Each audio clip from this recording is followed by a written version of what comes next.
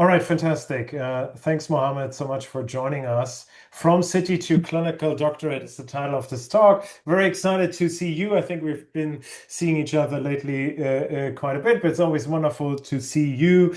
I think I just said it and I say it again, I will not introduce you a lot because you'll kind of introduce yourself in much more detail in the upcoming, like during the upcoming event. I think you and I have a long history. I think I basically started when you started at City, and yes, and I think it was like it's lovely to be kind of like yeah, seeing you along this amazing journey. And so it's and really cool to have you come back and kind of share a little bit about your journey and what you have learned and how the students can apply that to their own careers. I said it before, I just say it again. I don't know if somebody joined. If you have questions, you can, in the second part of the talk, you can ask them directly to Mohammed, or you can just pop them in the chat and I read them out. I think sometimes it's quite distracting if you have to read chat questions while you're talking. So, Mo, I will do this while you are talking, and then we kind of can use the second part and do the Q&As, and I think we just do it spontaneously. If you have a question, dear students, that you feel afraid to ask, just message me anonymously or Anjali or Faisal, with whomever you are most comfortable, and then they can become your avatar and we can ask the questions for you. And last but not least, I think at 5:37, we'll have a 5-minute break, and for those of us who are fasting, that they can eat and drink something. I think, Faisal, I will leave that to you to alert us to the right time for the break, if that's okay. Okay, thumbs up. That sounds great. All right. With further ado, I would say yes. We can't clap because it's online, but thank you so much for joining us. And Mo, please take it away. Thank you. Yeah, I do want to give a couple of caveats. I am very close to a train station, so if you hear a very loud noise, I apologize. Let me know if it's too distracting. But secondly, I do want to echo what Andreas is saying in terms of there's no such thing as silly questions. I would have loved an opportunity like this as an undergrad to just have someone to kind of pick their brains. So pick away, honestly.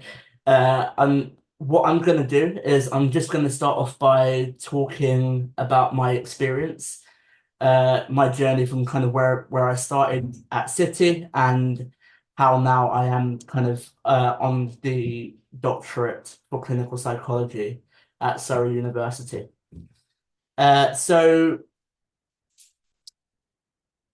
just starting off with where I started, so it's 2017. I joined City. It's the same year as Andreas actually, and like for me, I'm one of those rare cases where I had a very kind of good idea of what I wanted to do after your degree. I know that's not the case for everyone, and for some of you here, this might not even be something that you're fully committed to, which is also completely fine. But I think my perspective was that I kind of purely started this journey on psychology to become a clinical psychologist. But there were some twists and turns in the journey. It wasn't a smooth ride. And I definitely kind of went in with the mindset that I want to learn or figure out what I want to do during my time at City. So yeah, when I first met Andreas, I was kind of sharing this dilemma with him and this idea that I want to become a clinical psychologist, but I don't really know where to start. Like you can go on Google and it just says to get on training, you need 1 year of experience and an undergraduate degree, and you'll get onto the clinical doctorate. But it wasn't that simple. In some ways it can be, but in other ways it requires a lot more of you. And there are a lot of systematic things that you have to overcome. So I will be kind of sharing some of that struggle. So yeah, kind Mo, of. I was wondering, like, that's great. Mhm. Like, yeah, and I just like I have already some questions, but like, sorry for interrupting. But just to maybe could you like bookend it by just telling us a little like why is the clinical doctorate? Why did you want to become like yeah, just what is the clinical doctorate and why is it so like yeah, so good to get onto it so that students kind of have a little bit orientation to why Oh to do yeah. that. Yes. I can definitely explain that. So the clinical doctorate, the reason why it's kind of one of the more popular or like the more desired career paths in people who do psychology is it gives you the title of clinical psychologist. Also kind of gives you the doctor title for some of our overachievers over here. But it kind of what it provides you is with the ability to play a role in psychology that's not only that of a therapist, but it also kind of gives you the opportunity to teach, to mentor others, to lead others, and you play a lot of role in kind of systematic and policy level changes. But it's all geared towards kind of mental health, if that makes sense. So a lot of the times, a clinical psychologist will play a role of like a leader in a lot of services, supporting and consulting on a lot of kind of decisions with other therapists or trainee psychologists like myself. Um, it also kind of gives you that freedom because you kind of become a jack of all trades. So at the end of the course, you specialize in CBT and systemic therapy as well as neurotherapy. So you kind of get a bit of everything and it essentially lets you kind of choose your path in terms of what you want to go further in as a psychologist.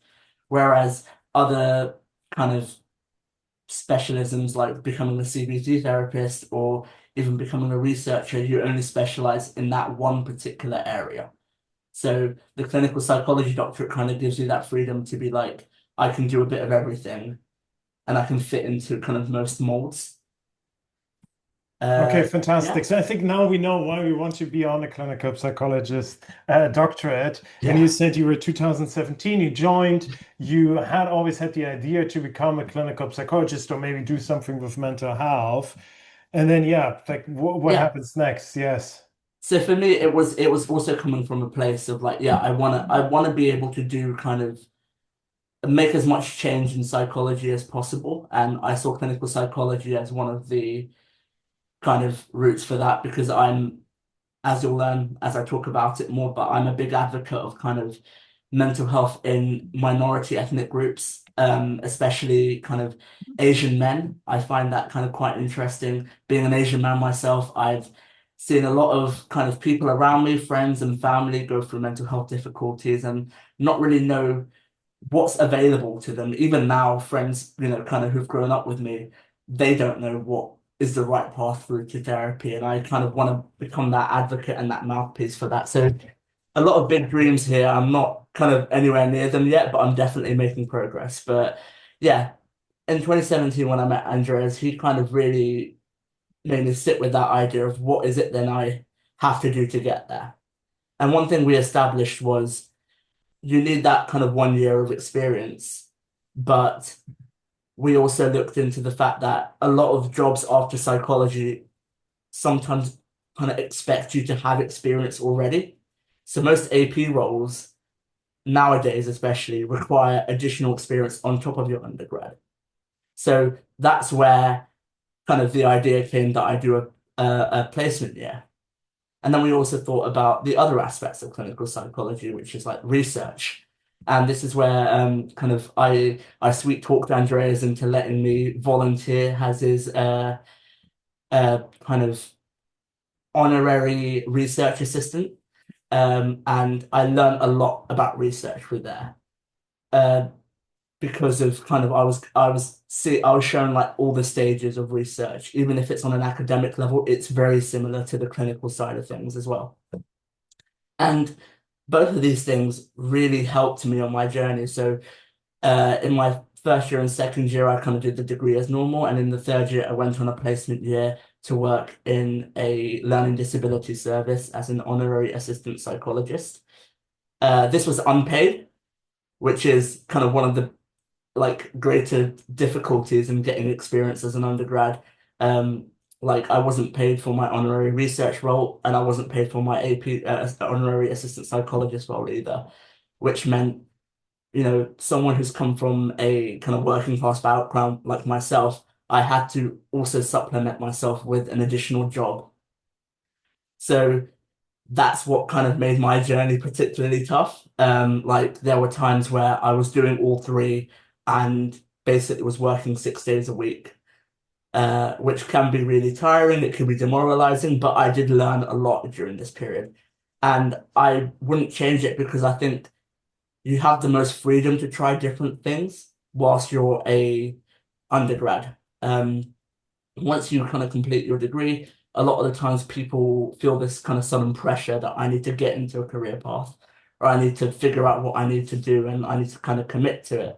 But doing these things during my undergrad was really helpful because I got to see the research side and I also got to see the clinical side, and it actually kind of informed my decision a bit of like I actually do prefer the clinical side a bit more. And I find the clinical psychology side of stuff a lot more interesting. So I'm gonna definitely go towards that. So any kind of doubt I had along the way was kind of being uh I guess pushed away with all the experience that I was gaining. So after I returned from my kind of placement, did my third year, this was during COVID, which was another stressor. Everything was online. It worked out great for me because I had zero boundaries and kind of spent hours studying and got really good grades. But it did kind of affect the job market quite a bit. I remember like getting an AP role right after graduation was so hard. I must have applied to maybe 30 or 40. Um, whilst I didn't keep my options closed, because again, a lot of courses for clinical psychology will say that you have to have clinically relevant experience, but some might say you need to have assistant psychologist experience, and that can maybe really limit your options. But uh, what they essentially want is someone who is got clinical experience, so worked with clients in a one-to-one capacity, but also has an understanding of the clinical models and how services work. Could I pause here for a moment, Mo, Hmm. and ask you, so you're third year, and there might be some students who are like 30 students, they're kind of like, I want to become a clinical psychologist or do something in mental health, right?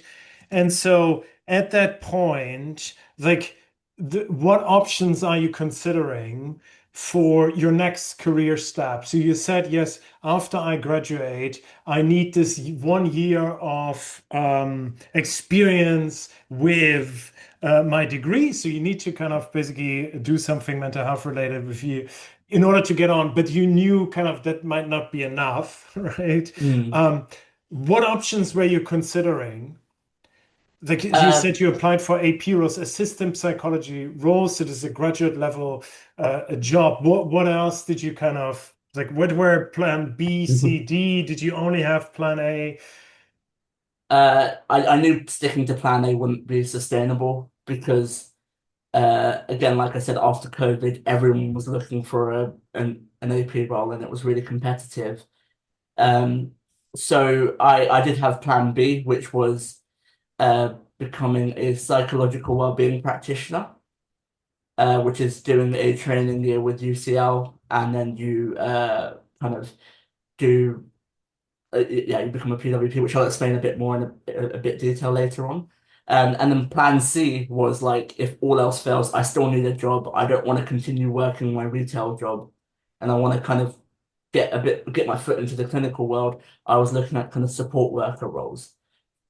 I will say support worker roles are not the most enjoyable, and a lot of them can vary. Some can be very kind of admin based, some can be very hands-on, working with patients, maybe not even kind of completely mental health related. But what that can provide you is with that foot in the door, especially if you don't have a ton of experience beforehand and you're in need for a job, it can give you that chance to be like, I'm part of an NHS service. Yes. Okay, fantastic. So we have option AP role. That would be the dream. Very hard to get, very competitive. Also, yeah, sometimes the application process a little bit murky. Then psychological well-being practitioner, and then you or mental health support worker, right? Yeah, Um, and so all of these are paid yeah. options to get the work experience you need in order to get to the doctorate. Okay, fantastic. Yeah, and then so what happened? You applied to the psycho. Oh yeah, I don't know. Take it Yeah. like whatever you want to say. Yeah, so I think like after my like 30th application and getting interview rejected at interview stage a couple of times, um, I was like, okay, I need to start kind of looking at other options. And the PWP kind of route came up, as it says in the chat, City have one now, but at the time, like the London-based one was UCL for me. So I applied there. It is again a very kind of competitive course. Um, but yeah, the training course lasted a year, and in that they kind of teach you purely how to be a low intensity therapist working with CBT.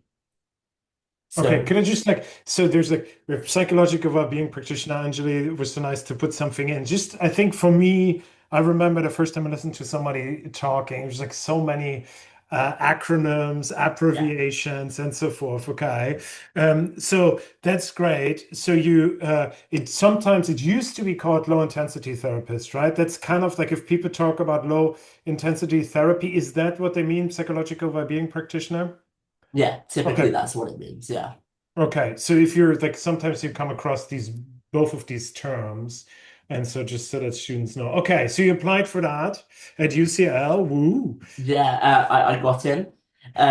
But yeah, I think like to describe the course and how it works and like what a psychological well-being practitioner is I don't know if many people have heard of the stepped care model, but psychological well-being practitioners essentially work on like the front line or like the first stage of the step care model, what we call step two, where it's working at the same level as what you would call like a GP, primary care. Um, and this is typically for people who don't have kind of long-standing mental health difficulties, but might have symptoms of depression or symptoms of anxiety or panic attacks, and they don't need like a kind of robust mental health support plan. They just need some kind of short-term therapy. That's what kind of a PWP supports with is providing that short-term therapy based on cognitive behavioral therapy, essentially. Okay, could I just Mhm. like ask one question I just saw? So I think the question is about getting clinical experience while being a student. Like, how do you get that relevant work experience in order to get either psychological well-being practitioner role or a like AP role? I think you kind of alluded to it. You did your like placement, right? hmm So yeah, doing a placement does really help. Obviously it is one whole year and most placements are unpaid. I think all Okay. placements are unpaid, so that's something to consider. But you can also look into doing some part-time bank work as a support worker, where you can actually get paid. The shifts might not be consistent, but it will again give you an opportunity to do some kind of like clinically relevant work. Okay, so you could like I think we have a talk from like we're like on our Moodle career page where three students talk about working as mental health support workers during their degree at City and how they did it and how it works with the pros and cons. That's a good way. Placements, obviously, we always say it's a great way to do that. Has the negative impact as you could just start like a year of unpaid work. And I think the other one is volunteering, right? You could just go to Yeah. charities, work with the Samaritans and so forth. So yes, I think I will like pause the other questions. I saw another question coming in, but I think it's I'll answer that a little bit later. And so, okay, hmm you applied for the psychological well-being practitioner. What do you think, like, was it that got you in? Do they tell you? Sorry, can you repeat that question? So, why did you get that role at UCL? Um, Again, it's like I think what they're looking for in applications, and I was going to bring this back to the clinical application as well, is your experience can be quite basic, but it all comes down to how you reflect on it in your application and how you reflect on it in your interview. So even like when I was applying for the honorary assistant psychologist for my placement year, I didn't have any clinical experience at all or any care experience. I was reflecting on my lived experiences of working as a retail assistant in a shop and actually taking some of those experiences and applying to the role and the job description. And that's what I kind of did in my PWP application was I talked about my honorary AP role, I talked about my retail experience, I talked about my research experience, but I linked all of them to what you require or what is required of a PWP. Okay. Um, Did you like when you applied there, did you like, I don't know, had the career service look at stuff? I think at your time was Antonia who was with us then, mm, or did you like how did you get feedback on your application? How did you do it? I used you actually, Andreas. Okay. Okay. But yeah, I think speaking to a PWP can really help. So like LinkedIn is a godsend, honestly. Like shoot your shot with whoever you find and like ask them a question. The most they will do is ignore you or say they can't help you. But people are very open to helping. Like one thing that I did, and it's like something that I recommend to anyone who's applying for the PWP role, is before you apply, know what you're applying for. A lot of people don't understand what they're going into, and last year I sat in on the interviews for the trainees, and that was like the running theme was a lot of people applied for the job but didn't know what they were applying for, and it showed with how they were answering their questions. So talk to someone, get an understanding of what the job is, what it entails, and link your current experience to it. Great. Okay. I think that's like, yeah, get feedback. I think, yes, we have, if you are interested in becoming a psychological well-being practitioner, another like contemporary of yours, Labiba, has a talk about how to become a so on, and we have that on Moodle if you're interested in that. Okay. Fantastic. Mhm. Thank you. So one caveat about PWP or any funded course after doing your undergrad is that there is the Health Education UK's Health Education England's 2 year rule. And what this 2 year rule essentially says is that if you've done a course that is funded by the NHS, like the UCL one, I know that the City one isn't itself funded, if I'm not wrong. Yes.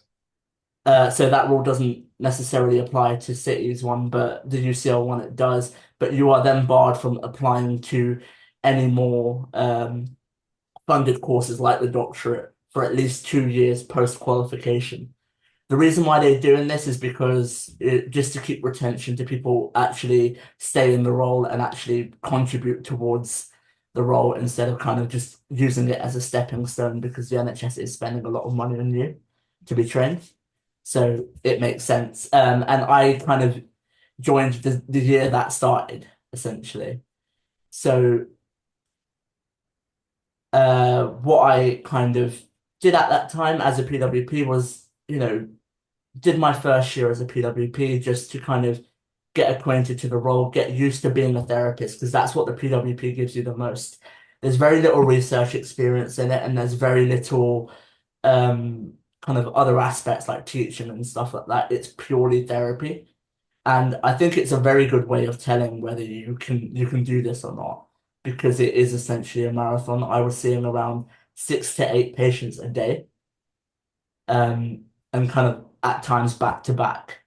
And there were easy days, there were hard days, but it kind of after that, if I still feel like I'm enjoying this, it means that I do want to be a therapist. If I'm not enjoying it, then I was very open to kind of leaving it there and looking at other career spots. So again, the more experience you gain and the more things you try, the more you're going to I guess develop that understanding of what you want to do, even if you're unsure of what you want to do. In spirit of that, I also thought, oh, maybe do I actually want to teach? So I had a friend who was an AP when I was training at the same service as me. When she left, she started running the summer school for the University of Cambridge. for kind of psychology undergrads and people who want to do the undergrad there. And she invited me to do like some kind of guest lecturing during the summer there. This was paid, but she kind of kindly asked me to do some talks on like CBT and psychology in general to these students. Um, I went there, I tried it out. I didn't like teaching, I'll be very honest. But for me, it was like at least I gave it a good try, just in case this wasn't like I wasn't going down the wrong path for myself. And I did that whilst not even having to quit my job as a PWP. So I guess it's another reminder that you can try other things whilst you're kind of going one path just to see if you like it or not. And if you don't like it, it will just be a reminder that that's what you're in the right place and where you want to be. Because a lot of people are scared of committing to a road and like committing to a line of work, but it's rarely that rigid. Um, Okay, could I just like I think there I yeah. got two questions about this. So basically, you start 2017 at City, do a 4 year degree, 1 year you do between year two and year three, you're out and about as an honorary assistant psychologist at the NHS. You come back, you finish you graduate, then you start your role as a psychological well-being practitioner at UCL. You just described that. And then after you finish this 1 year degree there, what happened then?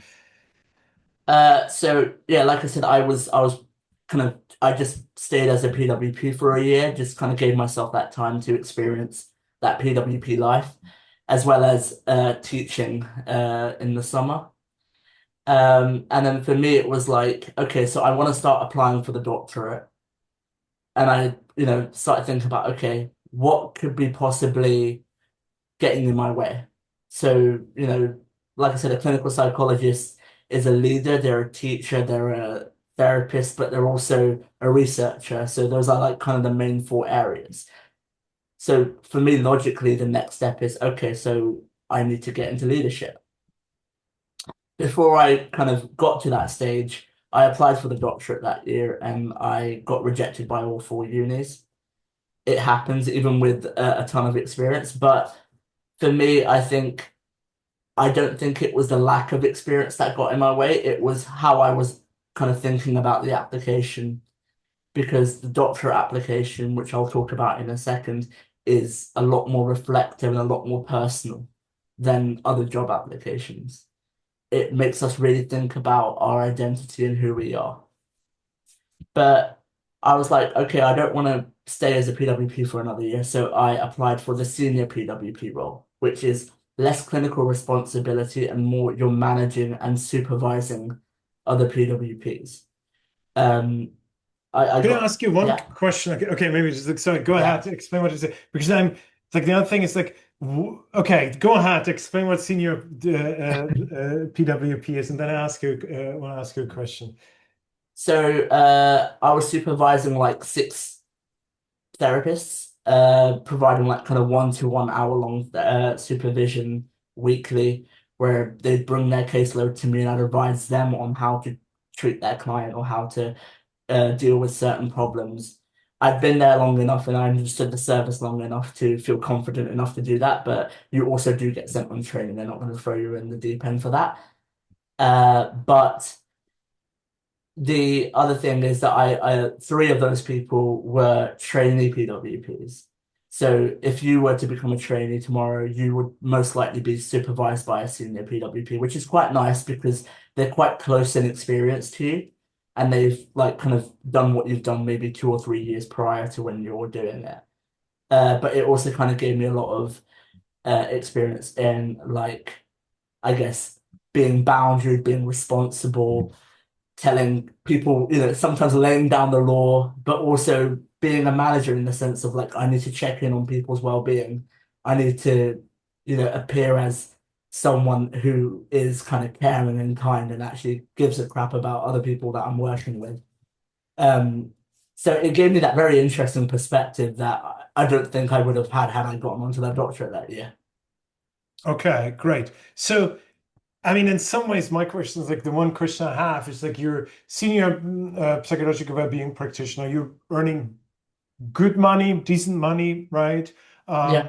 Um, you do therapy. You're a supervisory role. You seem to enjoy it, but why not just why didn't you say I'm happy with that? What kind of is it just like the prestige of the clinical doctorate? Just like because sometimes I feel like so many people get so fixated on that, where I think like, well, you might not end up being a clinical a psychologist, but maybe you're a senior psychological well-being practitioner. There are other career paths where you can earn similar amounts of money and so forth. But for you, that was never on the table, as I know.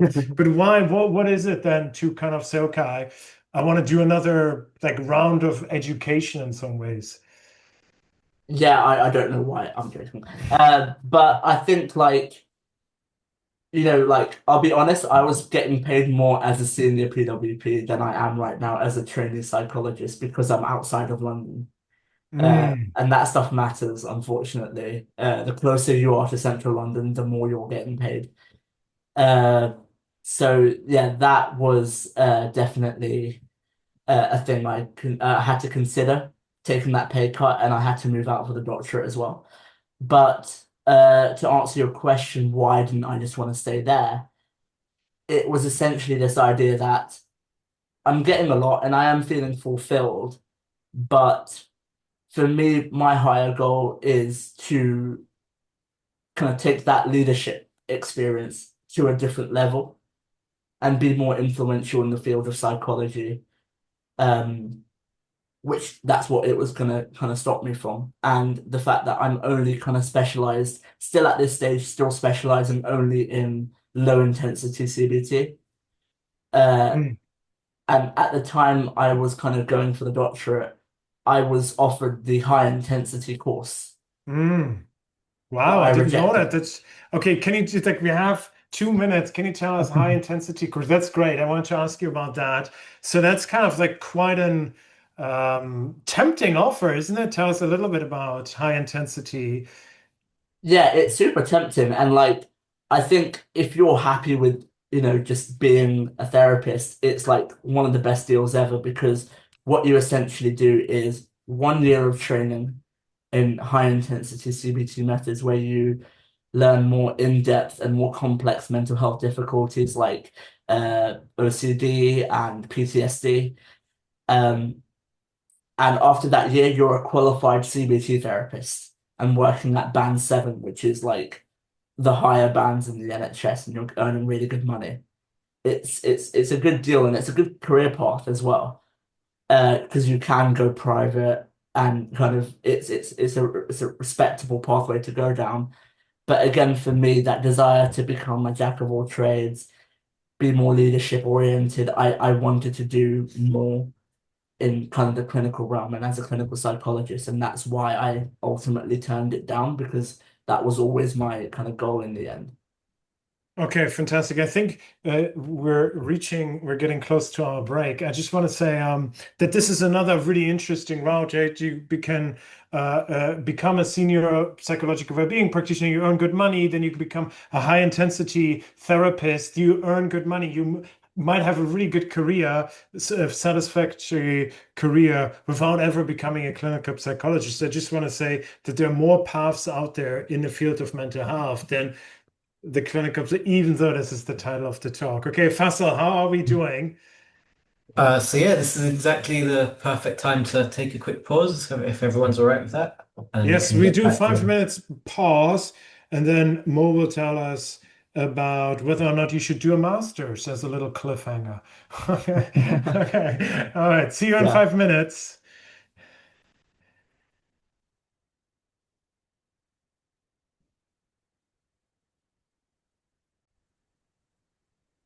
Okay, so we're back.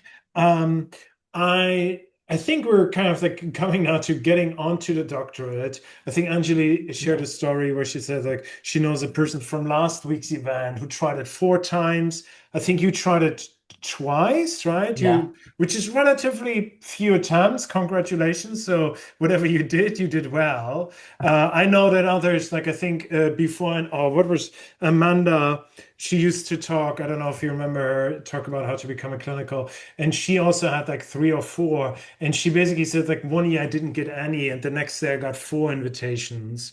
So it's not always easy to predict, but yeah, tell us a little bit about. I think we don't have to go too much into specifics, I would suggest, because I think for most of people here on this like call, right, it will be 3, 4 years till they are in this position. But maybe talk a little bit about like the application process, like applying and yeah, what it involves. Yeah. So the application is it's quite similar to the one like it's like the UCAS application you make to get into undergrad. It's got a section for personal statements. Um, it's got a section for picking your four universities, so you can only pick four that you apply to. And there's other kind of questions like uploading your grade transcripts and your certificate and stuff like that. But the kind of personal statement part, it asks you essentially like three things that you want to answer, which is your research experience, your personal experience, and kind of what makes you prepared for the clinical role.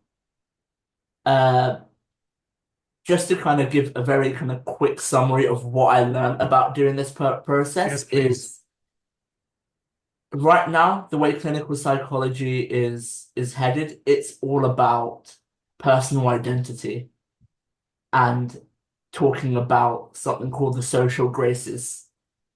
Has anyone heard of this or like has this been spoken about before? I'm happy to send like an article to Andreas to share with the students. Essentially, it's like a framework that looks at all aspects of your identity, so your economic status, your culture, your background, and things like that. And what I would recommend is actually like when you're working and when you're getting the experiences, actually thinking about instances where your individual identity, whether that's your sexuality, whether that's your kind of culture, your background, how that impacted various interactions. Because in the application, the first one I wrote was very kind of, oh, this is my experience, this is what I did. But in the second one, it was about, okay, as a Pakistani male, how did this experience affect my or prepare me to go into the doctorate? How did someone as you know, kind of from a working class background, how did that affect the way I interacted with other clients from working class backgrounds? Because you know, clinical psychology right now, just to kind of keep it straight, is quite white right now. It is full of white middle class people, and that needs to change soon because a lot of people seeking mental health a lot of the time, especially with the population in London, are not white. And there's typically a lot of ruptures between client and therapist due to those differences. So really talk about how you are different and how that impacts your day-to-day work. The second thing that kind of another thing that I kind of got as advice was like don't be afraid of your feelings. And that was one thing that my supervisor said when she read my application was, why are you afraid of talking about your feelings? You know, again, in a typical job application, you just need to state the facts. This is what I've got, this is what I've done, this is how I've achieved it. But on a clinical level, they want you to talk about yourself on who you are and how you felt in this moment and how you managed that feeling because it again speaks to how mentally prepared you are for the doctorate. I'll be honest, I'm 6 months in, and I can tell you right now, it is a lot of work. It is emotionally a lot of work as well. So I think being able to communicate how you're mentally and kind of emotionally prepared for that work needs to be shown, even on an interview level as well. Okay. Well, I mean, as I have told you, My first experience with working with people with mental health issues led me to turn away and do something else. I think we had the opposite a reaction to this experience. Okay, I think I'm just conscious of the time. Mhm. I want to ask one or two questions, and then like encourage the students to ask questions as well. I think one of the things I teased before the break is like, tell me about like the application. And so here's something that happens very often around this time of year. I meet my personal tutees, I meet students, they sit in my office and they say like, I want to become a clinical psychologist. And I say, oh, awesome. What do you do next? And it's like, I want to do a master's. And it's like, why do you want to do a master's? Obviously, you haven't done a master's, but I think it Mm. was interesting the last time we chatted. You had some quite interesting thoughts about this, and maybe you can share this a little bit. Yeah. Yeah, I think it's still very possible to get onto the doctorate without a master's. I'll be very honest. But like when you're applying, it's really important that you check the university you're applying to because some universities will say that we grade your application on a points basis. And that's the stuff that might not be in your favor if you don't have additional qualifications such as a master's. Because what a points basis means is before they read your personal statement, they look at, okay, so this person has a degree, that's 1 point. They have a year as an AP, that's another point. They have additional experience, that's 3 points. They have a master's, that's another point. They have a PhD, they have another point. And it's like a lot of people can get away with stacking their points by doing these additional qualifications. And the problem it creates, and I kind of was having a bit of a rant to Andreas about, was it again creates that class difference. I can afford on a part-time job to fund a master's. And, I didn't really want to fund a master's because I got the grades I wanted to out of my undergrad. And, I didn't see the need for it. But it meant that I had to work a lot longer to get to that stage and make up for that master's in other experiences, which is why I did kind of a bit of everything as a result. But it's, I think, just keeping in mind, even with AP roles, some AP roles are now putting out jobs that are only for undergrads, which I think is really amazing. And I hope that continues. But you might kind of sometimes go up against someone who has a master's. But typically, most of the time, even when I was interviewing trainee PWPs, is experience always kind of wins, but you have to be able to sell it. Um, Okay, so I think last time we had this conversation, I asked you, like, and I'll ask you this in two ways. If you would have to decide whether to do a master's now, like, would you do it? And if money would be no objection, would you do it? I think the decision would be not as straightforward, I would say. I think there's still a part of me that still wouldn't do it simply because, um, like a master's I typically see as if you're super interested in one part and you want to kind of develop your knowledge and expertise in that part, that can be really helpful and it can help you academically. Um, whereas like again, someone who wanted to do a bit of everything would have felt quite trapped doing a master's specializing only in one area. So for me, that's what would have informed my decision. That being said, had I been on my third or fourth attempt, still applying for the doctorate, then masters, if money wasn't an object, maybe would have been on the table, being like, okay, is it something that I need to do? Okay. Okay, good, good, good. I mean, I always said like if you are interested in becoming a clinical psychologist, don't do a master's.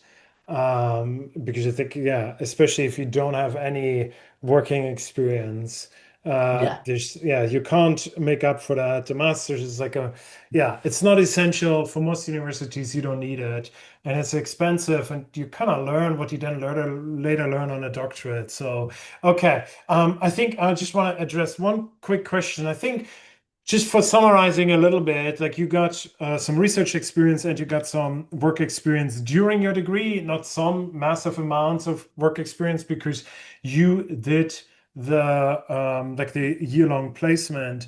Um, Mhm. just to summarize, because there were some questions, if you want clinical relevant experience during your degree, there are basically two options, there are three options, but the one option is to do a year-long placement, just as Mohammed did, and then you're done with it, more or less. You can do volunteering, and you can volunteer for Anjali mentioned, like Mind and other institutions. We have on our career Moodle page a whole section on where, if you are interested in clinical experience, where should I do it? There's also, Anjali just updated a very extensive PDF document with, if you're interested in that and you need clinical experience, you can volunteer here, you can volunteer there, and so forth. And I think Mohammed mentioned it, and there's a talk on our Moodle page as well about this. You can become a mental health support worker. So if you're saying like, I need money, I can't volunteer during my time at City, then you can work part-time. There are three students who talk about their experience doing it, and you can kind of judge for yourself whether that's for you or not. I think this is definitely much more full on than it is to just volunteer a Friday afternoon.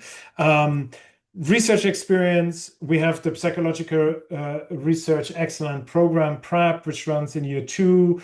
So you can get that. There's Anjali put the PDF into the chat as well.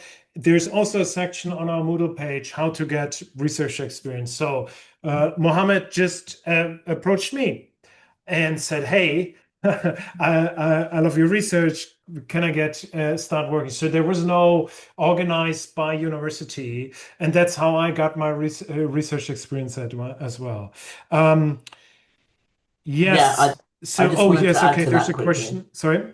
I just wanted to add to that quickly. Yes. Like networking is surprisingly big in psychology. Like a lot of the opportunities I got, even the teaching in Cambridge, was because I knew someone and was like talking to them on a professional level and was also friends with them. Like the more relationships you build, the more bonds you build in within this career, the more opportunities are going to be open to you.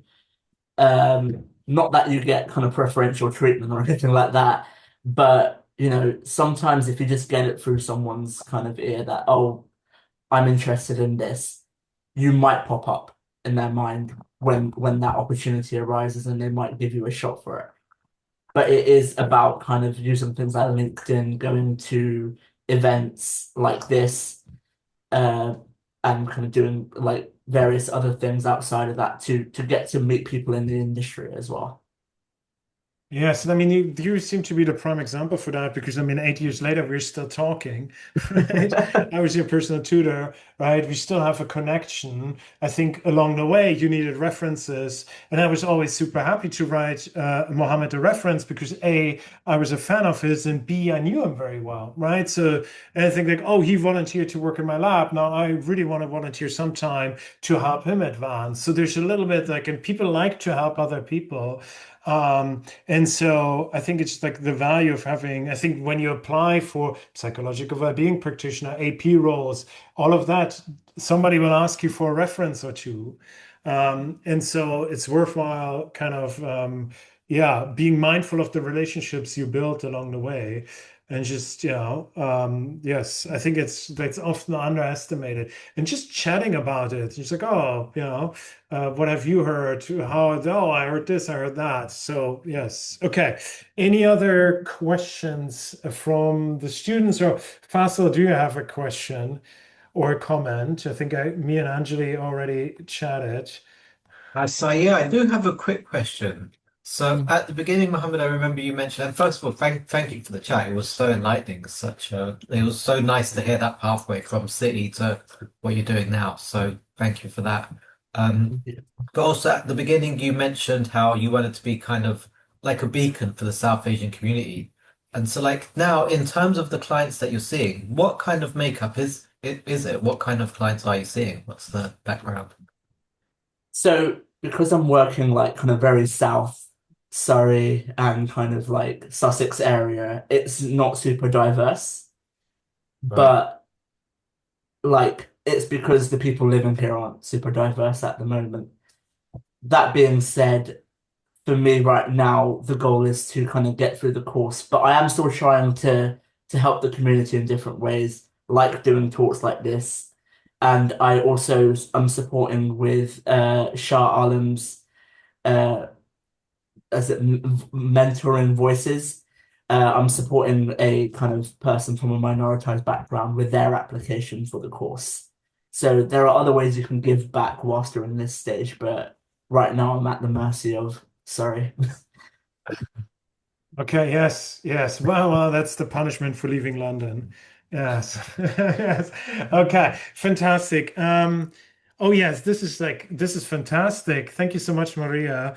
If you could go back to your undergrad, what would you have do differently to help prepare for a clinical psych experience? Um, yeah. I don't know if this is like I'll be honest, I don't think I would change much because the experiences that I had made me the person I am today. And I'll be very honest, the undergrad wasn't easy for me. I did kind of experience depression. I got therapy for it during my second year. I even failed a module. Like my academic side wasn't the best at one point. And with the support of my network, my friends, Andreas and other people, I was able to kind of get my grades up and my mental health in a good place as well. I seek support through City and I got it through learning support as well with kind of getting myself more organized. So there are things available at City that can help you through those difficult times, but I think those difficult times make you an interesting person and someone worth writing about in an application. So yeah. Yeah.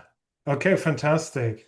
I think Anjali has a question about the range of placements on the doctorate. Are you working in one service? What do Yeah. you think? So it depends on what uni you go to, but at Surrey, I'm going to be doing 5 placements altogether.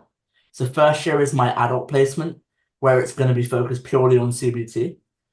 Uh, Second year would be in one children's service, so CAMS or adolescents, and older adults. And then third year would be split in between something that I'm like kind of interested in.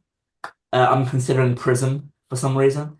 And it's kind of neuro-based services like a learning disability services or an autism or ADHD service. So that's how they split it.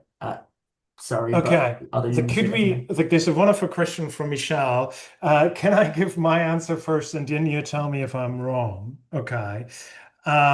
So there's out of curiosity, what electives or modules did you choose to complete in your third year? Were they tailored towards your career goals? I think this is like what I tell all of my personal tutees is you should choose the electives that interest you the most. And not so much whether you think that they will help your career goal. I don't think that when you apply for the clinical doctorate, and here I hope Mo will either correct me or support me, that in your application, they look which third year modules you took, right? I think if you're in, like, let's say a person like me who knows that I will never work as a forensic psychologist, but I feel like, ooh, that sounds interesting to learn about, then do that. Don't worry too much about whether pathways and careers. Go with your curiosity and what you're interested in, and thereby this will help you much better. Mo, maybe I don't know. Like, what do you think? Did your third year electives help you to get onto the doctorate? In the nicest way possible, no. I remember you and I were debating whether I should do the clinical pathway or just do kind of whatever I want. And I ended up doing whatever I want. And I'm kind of glad I did because I got the best possible grades because of that. So if your second year wasn't very hot, pick whatever modules you're interested in because you're more likely to do better in what you're interested in. Um, I was also kind of like, I've done so many modules in the first and second year that I absolutely hated. So I was like, I need to treat myself with some more enjoyable and more interesting things. Things that I might not even come back to in my career, like forensic and organizational. But surprisingly, they do help in different ways, or they'll come up in interesting ways you won't even realize. But yeah, just pick whatever you enjoy. I mean, all of our modules are great, that's for sure. No Okay, comment. fantastic. I suspect if you contact Mohammed on LinkedIn, that you can get a reply if you have another question. But can I just clap in? Thank you so much for taking the time, like during Ramadan, to kind of jump in here and help us out and inform us. Thank you so much. Always lovely seeing you. Can't wait to see you again.